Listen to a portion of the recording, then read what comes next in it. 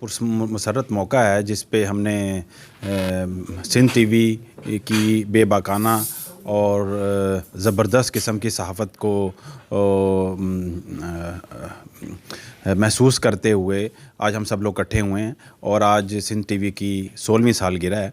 इस पे मैं तहे दिल से तमाम दोस्तों को, नुमाइंदगान को और सिंध टीवी की इंतज़ामिया को तहे दिल से बहुत बहुत मुबारक पेश करता हूँ।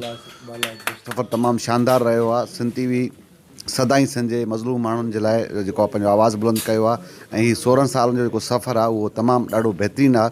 अॼु उहा सालगिरह जो ॾींहुं आहे। मां हितां जी जेका टीम आहे गुड्डू जी उन समेत सॼो जेको सिंध टीवी सथ आहे सभिनी खे मुबारकबाद पेश कयां थो ऐं इहा उमेदु कयां थो त सिंध टीवी जो जेको सफ़र आहे इहो शानदार ईअं जारी सारी रहंदो।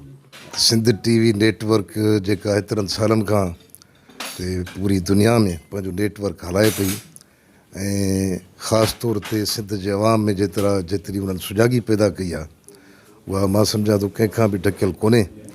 ऐं कहिड़ा बि मुल्क जा हालात हुजनि उन ते सिंध टीवी पंहिंजो पाण मल्हायो आहे ऐं ख़ासि तौर ते जेके सिंध जा मसइला आहिनि ग़रीब माण्हुनि जा, मारू माण्हुनि जा, उन ते भरपूर किरदारु अदा कयो आहे। वर्क जे 16वीं सालगिरह जे मौक़े ते ऐं सिंध टीवी न्यूज़ जे सरवाण डॉक्टर अब्दुल करीम राजपर ऐं सिंध टीवी सथ खे 16वीं सालगिरह जूं दिलि जे गहराइनि सां मुबारकूं ॾींदे उमेदु कयां थो त जंहिं जुनून जज़्बे सां हिननि मज़लूम माण्हुनि मज़लूम मज़दूरनि जो आवाज़ु बुलंद कयो आहे अॻु बि इन ई अंदाज़ सां इन जोश ऐं जज़्बे सां उन्हनि जो आवाज़ु बणिजंदा। महिरबानी।